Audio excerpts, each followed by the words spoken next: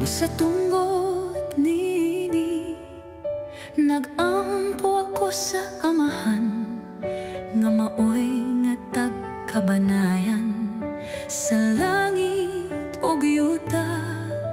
Nanghanyo ako Dios nga tungod sa kadagaya sa iyang himaya, lig-onon niya ang inyong espirituhanong kinabuhi.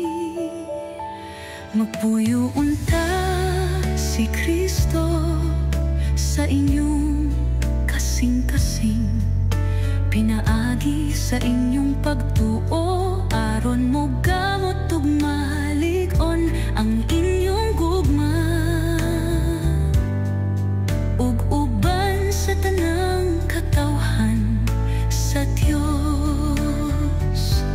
Makabaton kamo gahom sa pagsabot sa kalapad ug kataas, sa kahabog ug kalawmon sa gugma ni Kristo. Hinaot pa unta nga masayod kamo sa dili matugkad nga gugma ni Kristo.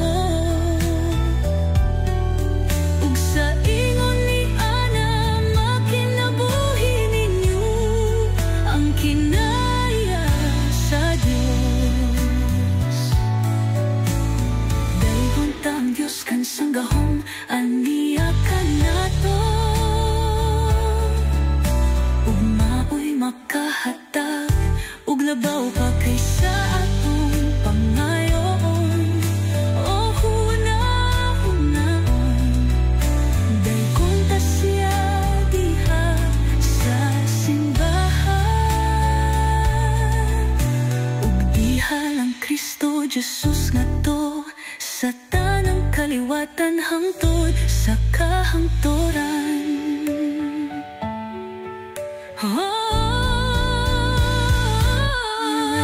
Tatundang tayo sa gahom aniya kanato, ug maoy makahatag ug labaw pa kaysa tong pangayon.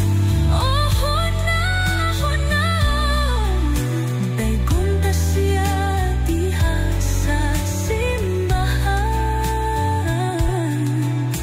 ug diha lang Kristo Jesus ngadto sa tanang